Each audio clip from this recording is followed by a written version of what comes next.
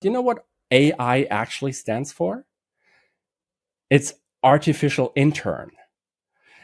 And that's how you have to work with. It's an intern who strangely knows a lot of stuff. So they're straight out of university and they have studied pretty much everything, but they don't have any real world experience. They don't have the intuition that you have as a business person or a developer or whatever you do. They can do a lot of the repetitive work, a lot of the menial work of analyzing stuff, analyzing text, analyzing information, or writing templates, classifying something and kicking off backend algorithms.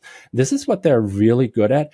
But in most cases, if they make any decisions or produce any facts, you should always double check and make sure.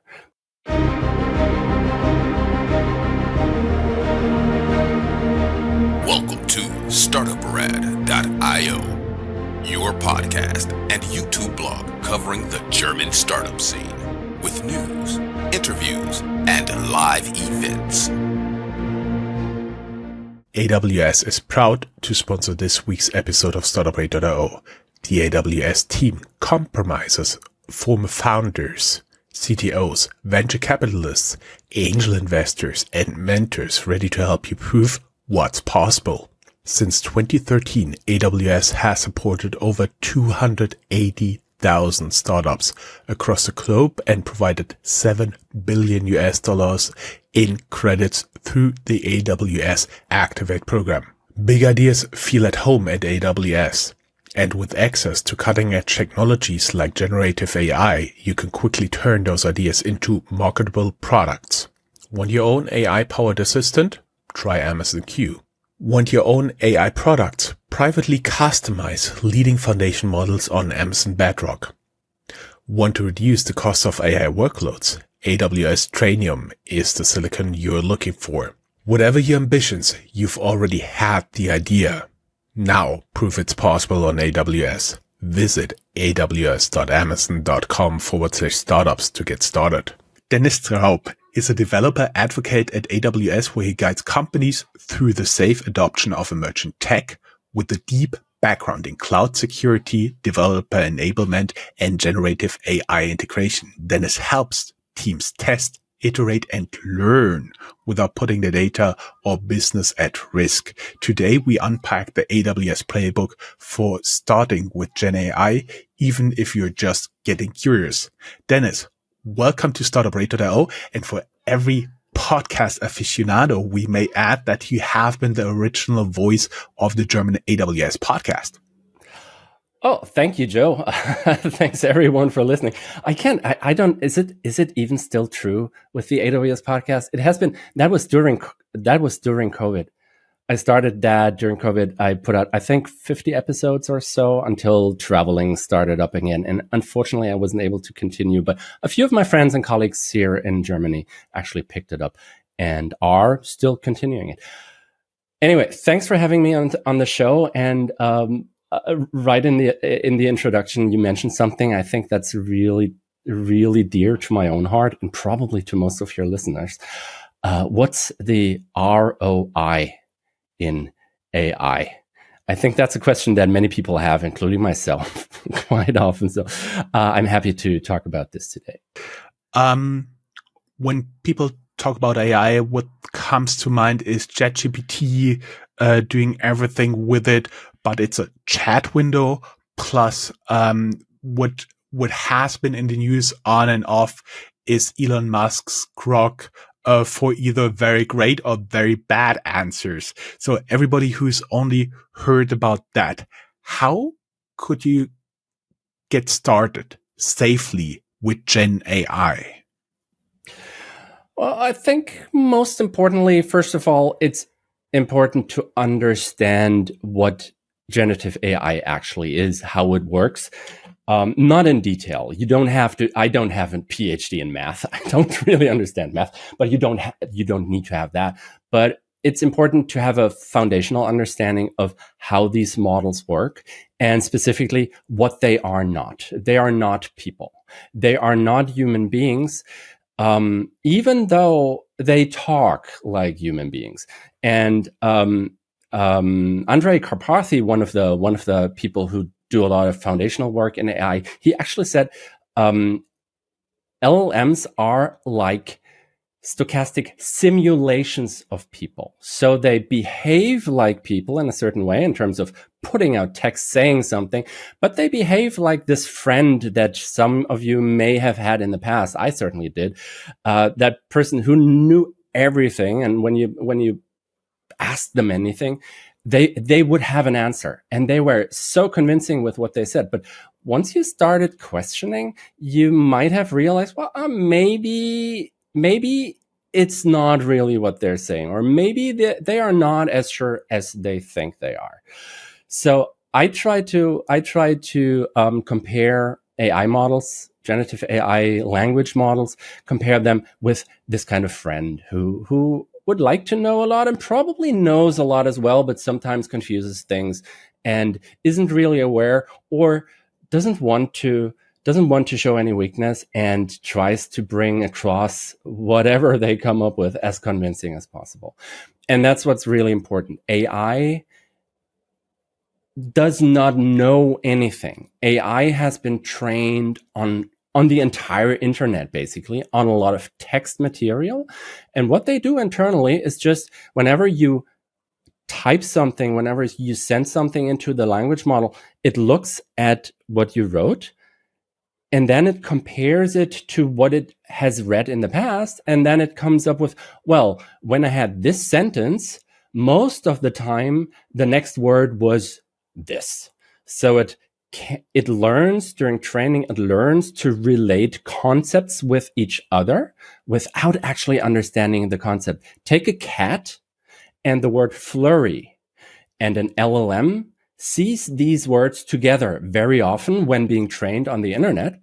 And then it knows, I'm doing air quotes here, it knows that cats and flurry somehow relate to each other and may create text that puts these two words together. This is very simplified, but that's effectively how it works. It does not understand anything.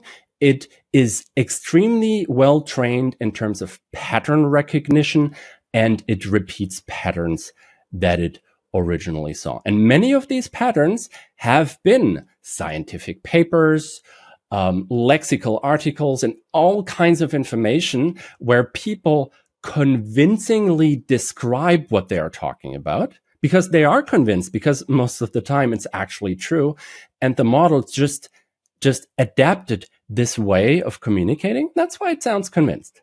It is hard to find any text on the internet where somebody says, I don't know. This is why most models also do not respond with, I don't know. They just come up with stuff. And that's what's really important. AI models know a lot, but often have a hard time to really put the things together in a way that it's really factual. And that is something that you should be basically aware of. If you know that, then you can deal with it in a certain way. Then you know, I shouldn't rely on it. It's not that they're not good enough yet. The way these models work, they will never have actual understanding of what they talk about. They will always be pattern recognition algorithms. And if you understand that, you can work with them. Like I like to think about them as another thing is like do you know what AI actually stands for? It's artificial intern.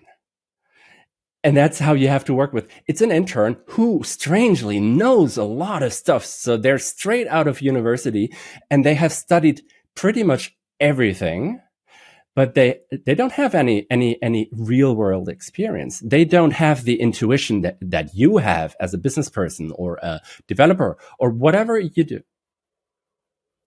I have the exact example for this. For example, I'm using a lot of chatbots for many different functions, and I've come to use them for evaluating pitches, guest pitches, for the very simple reason I get up to 30 a week during summer, and during winter it can be 60 to 100. That only makes sense for me to reply if it's not template, if it's not AI generated. And so you mean people approaching you because they want to be on your podcast? Okay. Exactly. And so basically, at first I was copying simply in the email, and the AI of choice gave me back a potential reply. But then I told it, okay, I want you to first evaluate what this actually is. How likely is it that it's written by an AI? What percentage is by human? And then give me a pretty fair assessment of X, Y, and Z, and this and this and that. And then only when I know that there is less than 50% AI involved, I look into the email, tell the AI what to do, what kind of reply I want to send, and then it goes out. And that's the thing. One of the things that these language models are really good at is classifying text, because they have seen so much text during their training that it's very easy for them to classify text. If you help them understand what the premises are, what the conditions are, what the requirements are that you're looking at, so they can classify. What they're really bad with is coming up with facts, because they do not understand the concept of facts.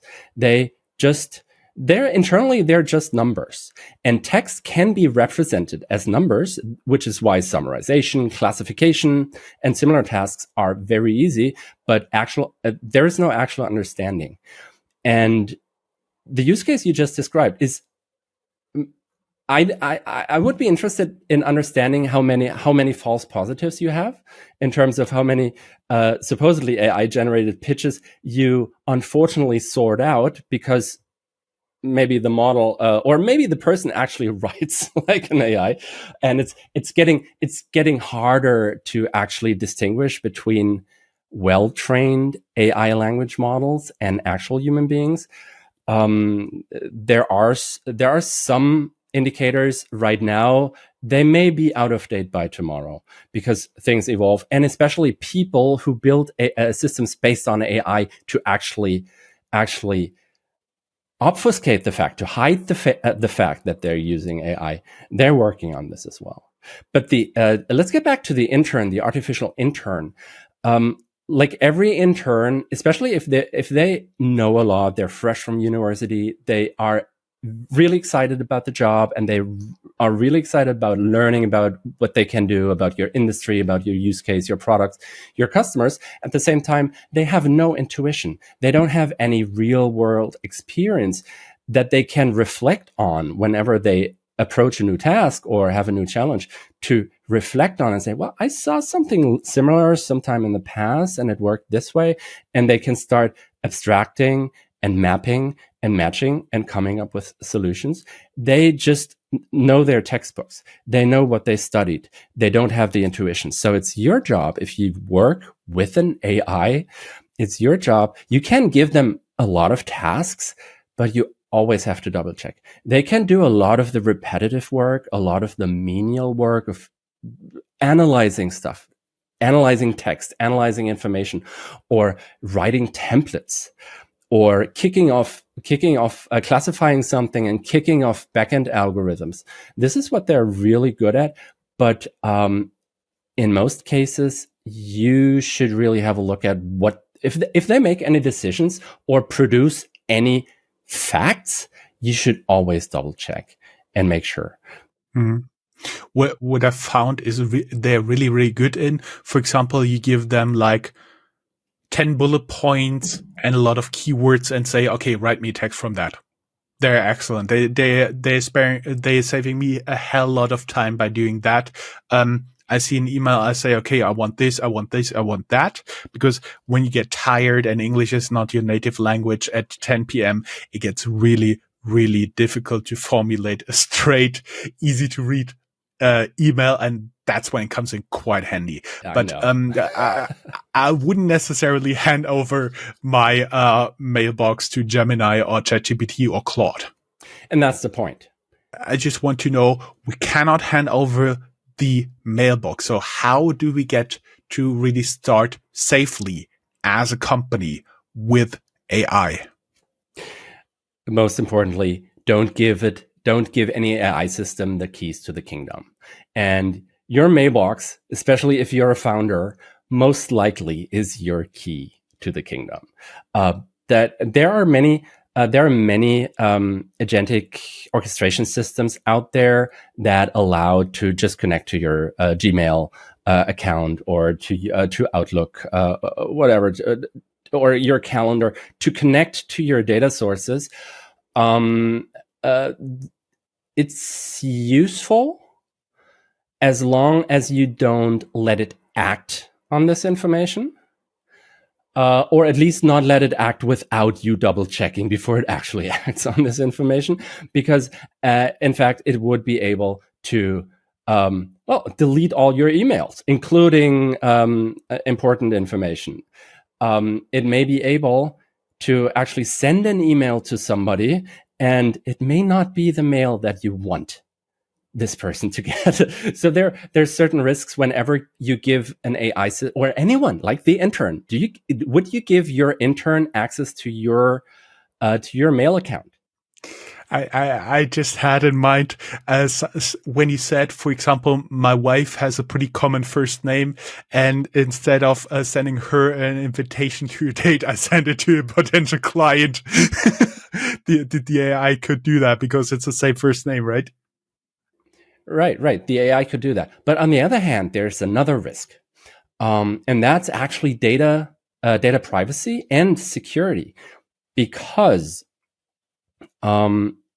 if you give a language model access to your email account, it has access to all private information that's inside this email account. This includes private information about you, but it may also include PII, personally identifiable information, of customers, of other people. It may even include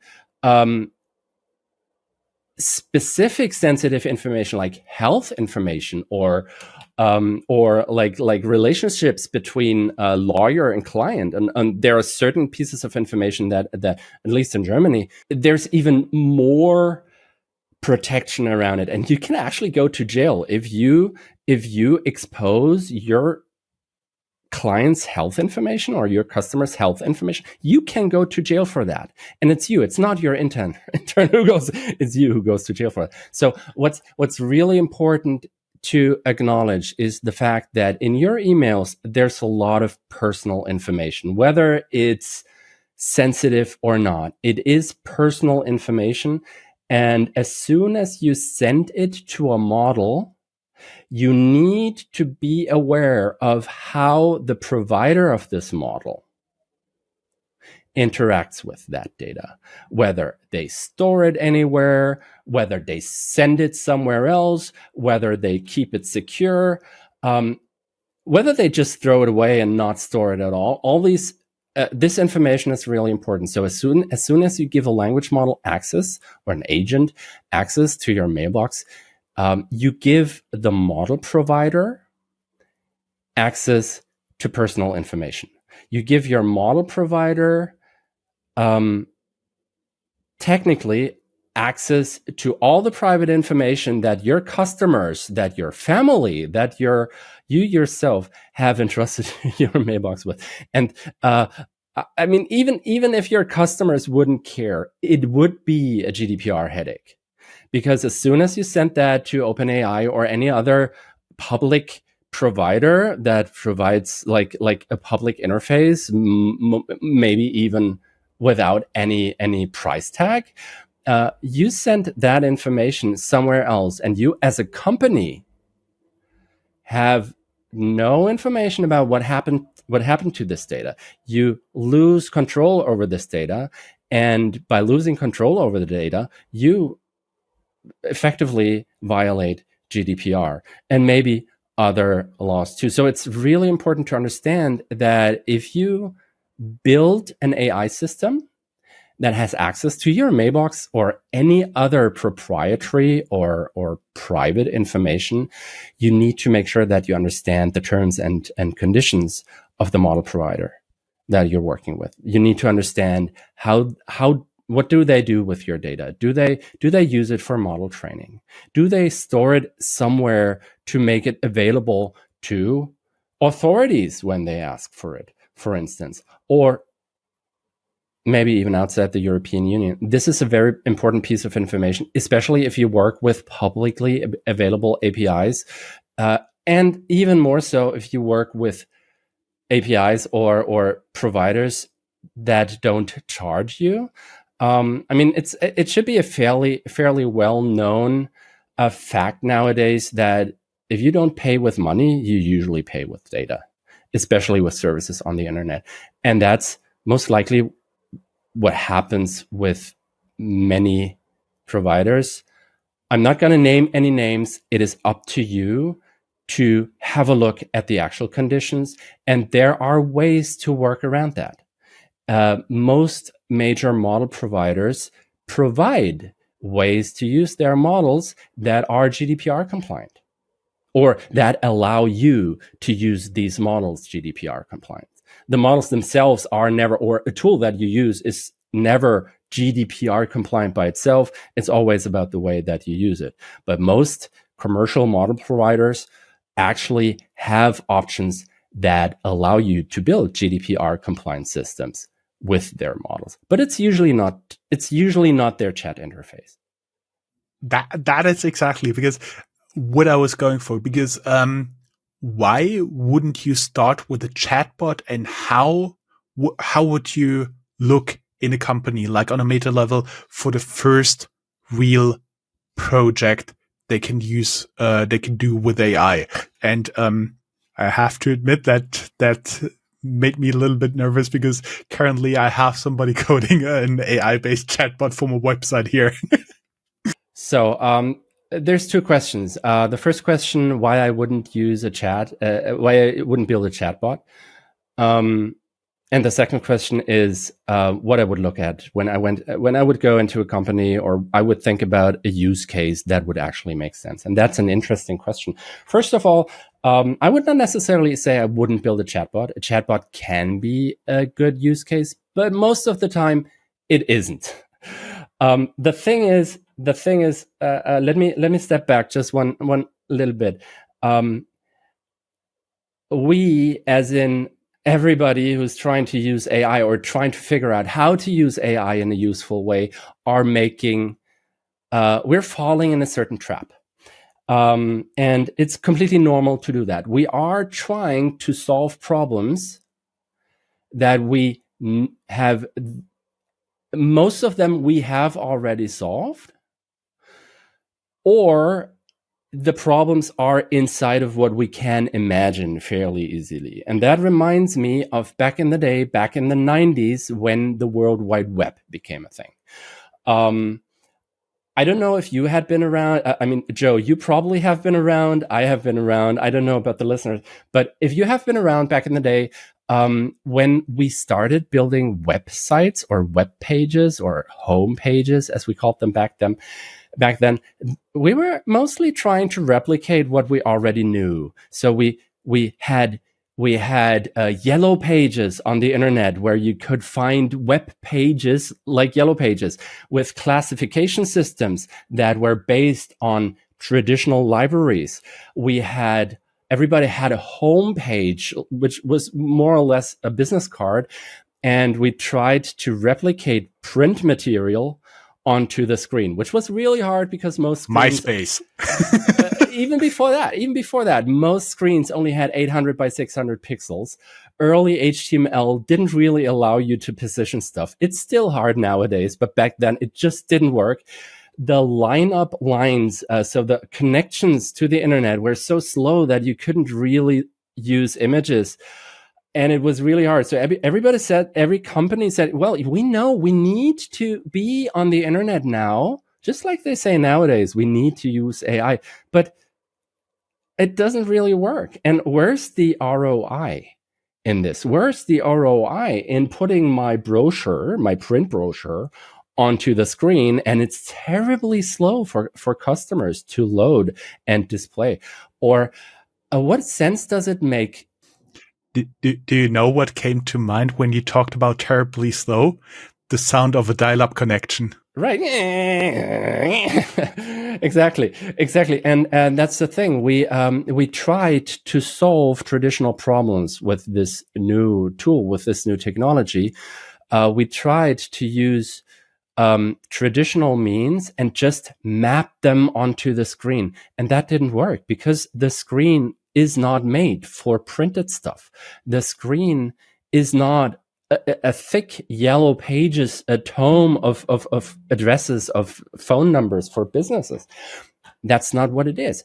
And over time, more and more people, and it took a few years, more and more people started realizing there's a completely new way of thinking about things. And that's where Google started. And Google started replacing traditional yellow pages. That's when Amazon started. Amazon started replacing traditional brochures on the internet where you could read what you could buy and then pick up the phone or send an email to the retailer to tell them, oh, well, I want this as a mail order. That's when eBay came around, when Wikipedia or Wiki as a principle started to come around, when things like Facebook and Twitter came around, when we started to embrace the new medium and actually use it for things that we couldn't even imagine before. Traditional classification systems, like in libraries, they are important in libraries because they have to deal with shelf space. They have to put the book somewhere. And they cannot put the book everywhere. But with the internet, with hyper data, with hypermedia, you can put the book literally everywhere. You don't need classification systems, or you can have adaptive classification systems. You can have dynamic classification systems. You can even create something that looks at how many people actually read your book and cited from it, which effectively is Google. How many people actually visit your homepage, your website, your application, and actually link to it from their page? That is what Google looks at. And it's the same situation all over again, in my opinion, with AI. We're still trying to solve old problems with the new tool, and we haven't really figured out what's the exciting new thing that we can build with this tool that was prohibitively costly in terms of money or in terms of time, so that we didn't even think about doing it. Imagine back in the day before we had the internet and mobile phones. Imagine back in the day, you live in Germany, I do. When I called my relatives in the US, or when my family called relatives in the US, that happened once a year on Christmas, and every family members had about 5 seconds to talk to them, because it was an intercontinental call, which was so expensive. So we never talked to our relatives except on Christmas. When I went on vacation and I sent a postcard back home, most of the time the postcard arrived 2 weeks after I arrived back home. And right now, with mobile devices, with the internet and everything, we talk to people all over the planet all the time. Yes, I vividly remember what a revelation it was when I was studying in the US or working in China, when I could use Skype to call people for local rates. So how could a company really identify what should be the first project? Because I wouldn't necessarily recommend to have like this really big hairy goal for the first AI project, but rather something small, something that really makes sense, takes a lot of maybe repetitive work out of the job of their employees. Right, and that's the most important question. What use case, what workflow, what item on your to-do list gets never done? What's what are the painful things in your business that nobody ever took care about because it would take too much time, or because it would take too many people to work on it, or because it would be just too costly to do it.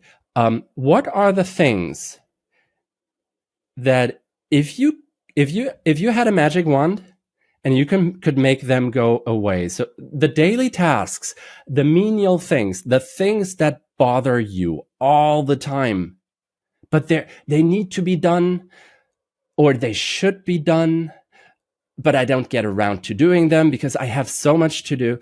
What is that thing that you would like to get done, and it never gets done because there's no time for it? Make a list of these things. Write down your most painful things that you have to deal with every day because they don't get done, and they don't get done. And then have a look at them and think about, is this something I could hand over to an AI? Safely hand over to an AI. Right, safely. Maybe not in its completeness. Maybe just a small part of it. And if you want to build a startup for a certain industry, talk to the people in this industry. Talk to them. Ask them this question. What is the one thing that has been bothering you for the last 30 years since you started in this industry? What is the one thing that's bothering you, but nobody ever took care of it? And then think about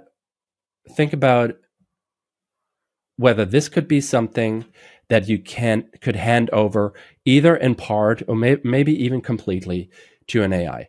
And well, of course, don't start with the big hairy goal. Don't start with the big thing. Try to find a small painful thing.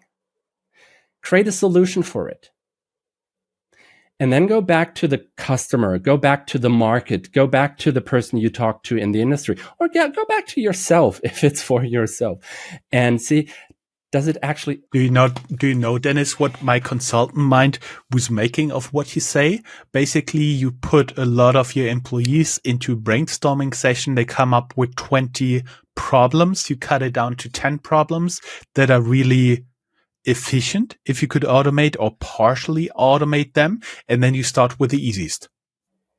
It's yes, and it's not only about they would be most efficient, but we could finally address them through automation. It wasn't possible before. That's the thing. If we try to address problems that we already automate and we could make them more efficient, that's not innovation. That's optimization. That's a good thing. I'm not saying we shouldn't optimize. We should optimize, but that's not innovation. That's not the breakthrough. That's not the next Google. That's not the next unicorn startup. The next unicorn startup will solve a problem that everybody has, but nobody even knew that they had it. Or nobody even thought of solving it because actually solving it wasn't even possible before. And this can be a small thing. This can be a tiny, small thing. It doesn't need to be a big thing. It can really be a small, tiny thing. And if you have something like this, you effectively have a money printing machine, because everybody's going to tell, whoa, I didn't know that's possible. Right?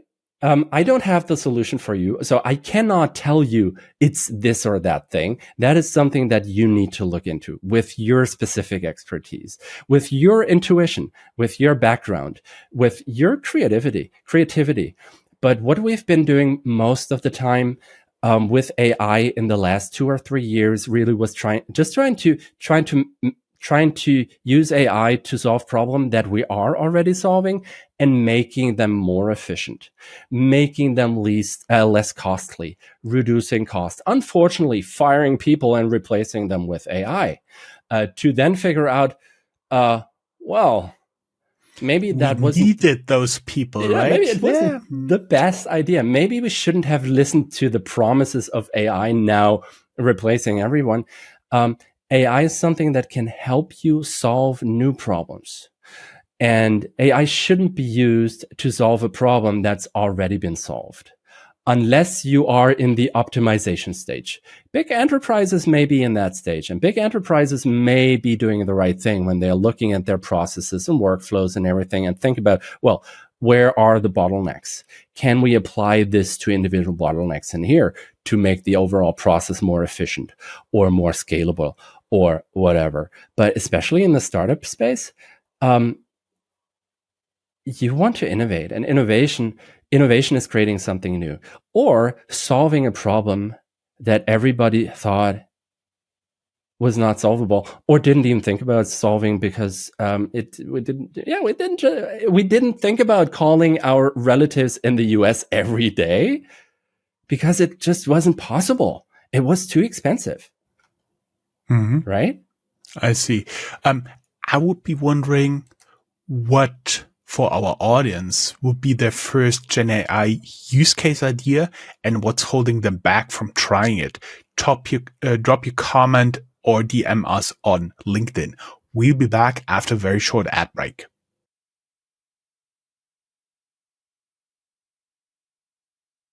So let's talk a little bit more specific about the problems here. What do you think is the biggest misconception of non-technical founders they have about AI, especially around model choice and privacy?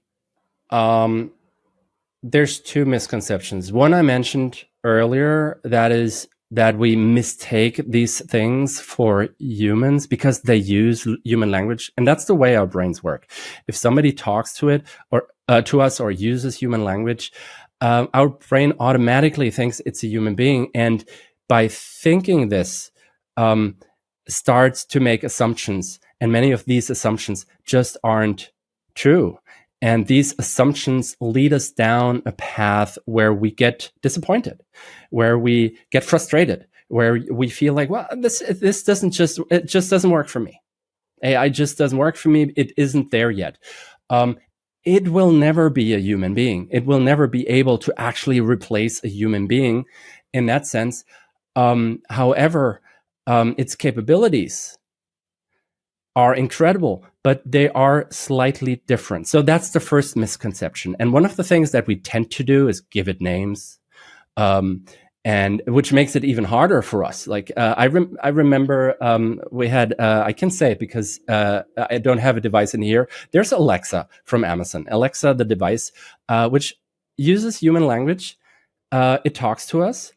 And when I talk to Alexa, at least the original version, not Alexa Plus, when I talked to the original person and I asked it something and it didn't know or it didn't understand me because it was just rule-based more or less, it would say, I can't answer that question. And I would get annoyed. I would feel frustrated because due to the fact that it was speaking to me with a human voice, something inside of my brain thought it's a human being. And the next thought was, not even consciously, but probably unconsciously, how stupid are you? Why don't you understand? And that is, there's a break in communication happening because my brain makes some assumptions that the technology doesn't fulfill. So I was frustrated. The technology doesn't care, but I was frustrated. I felt like, that doesn't really work, until I really understood, well, it works in a different way. I cannot project human consciousness into it. And that's a misconception. Projecting human consciousness into the thing is a misconception. This is something to be really aware of. The other misconception, and that's an entirely different thing, is that you need the most capable model. That you need to really make sure that you get the most capable model to get started. That's a kind of procrastination. Because all the models are really capable nowadays. Sure, if you look at the benchmarks, the models are different, and every day there's a new one which beats some specific capability over all the others. There's a lot of progress going on. But if you wait for the perfect model, you'll never get started. You can use literally any of the frontier models nowadays. It could be one of the open weights models like Llama or Mistral It could be one of the commercial models, like GPT or Claude or Nova. It doesn't really matter. These models are capable enough to experiment with the first use cases. And once you've experimented and once you've found a product market match, once you found a use case that really works, then it makes sense to think about, well, does it make sense to maybe use a different model that's a bit more capable in this specific use case? Or maybe it makes sense to introduce a second model, which is less expensive for part of the use case, because for instance, for summarization, I don't need any reasoning capabilities. I just need a good summarizer model. And for the actual workflow orchestration, for the agentic workflow maybe that I'm going to build, I need a model that's actually able to do planning and reasoning. These are two very different capabilities, and they have very different costs. So I might need, at a point in the future, I might want to look at different models and at their price structure, at their capabilities. But to get started, just pick one. Just pick one. If you have GDPR or other privacy issues that you need to take into account, pick a model service, a model hosting provider that provides you this functionality, that guarantees you, that tells you, we don't store your data, and all the data is being encrypted, and we don't use the data to train our models, and we don't send the data to anybody else. If you come to AWS to use a model on Bedrock, and no matter whether you use our own Nova models or you use Claude or you use Llama or any of the other models, we host these models ourselves. We're not a gateway to the actual model provider. We're not a gateway to Llama or to the Llama API or to the Anthropic API or anything. We host versions of these models in air-gapped accounts. Nobody gets into these models, and these models don't send anything anywhere.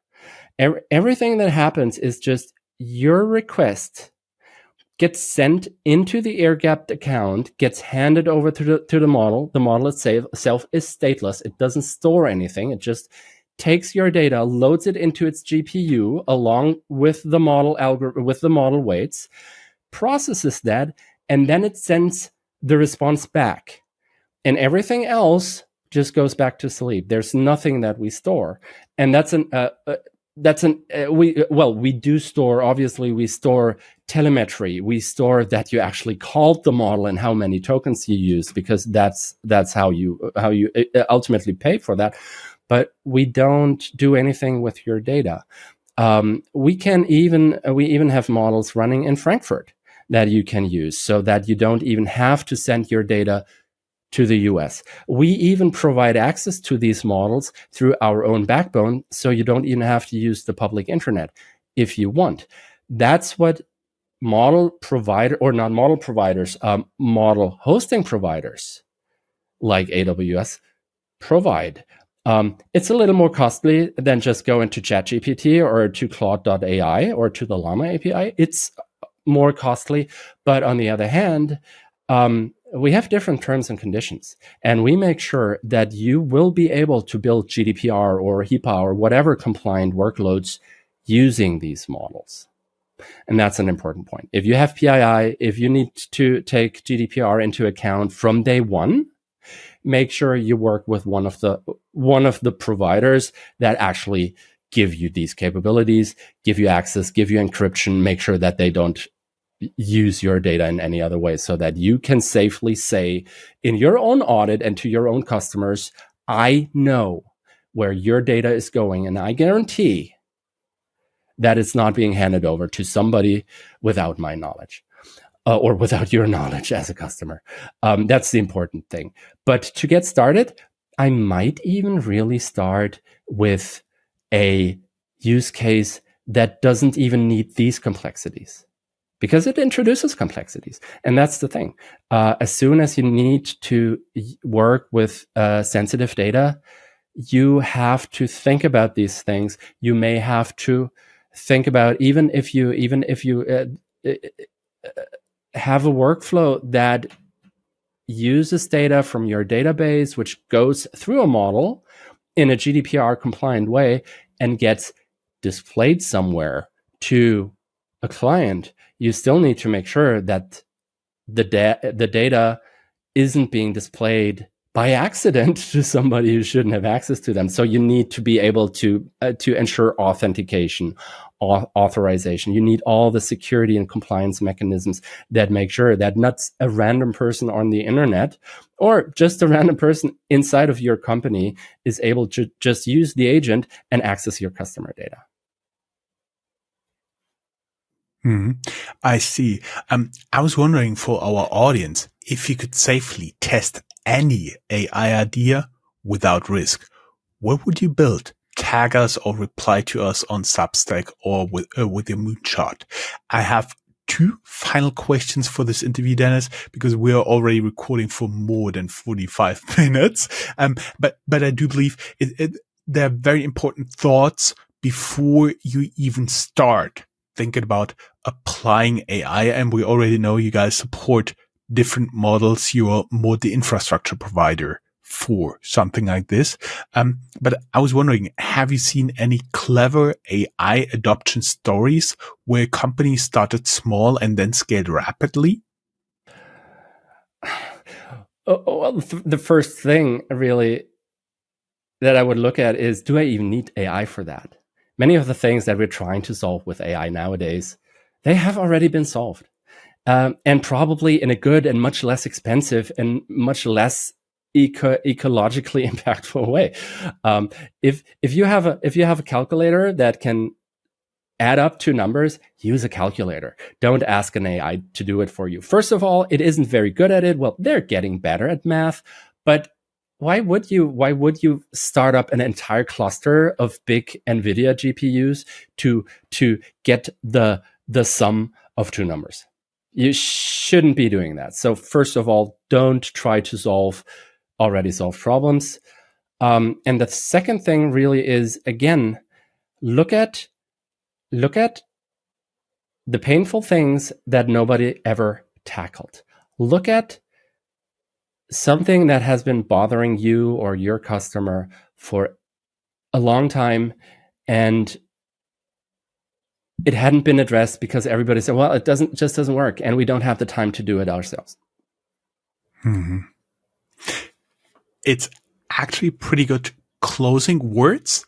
We will be back for 1, the founders vote for our premium subscribers on Substack and YouTube. And 2nd, you'll be back for a 2nd interview where you get more hands-on when you go through all the thoughts you had that you need to think through before you can even get started on AI. Great. I'm looking forward to it. Me too. Have a good day. Bye-bye.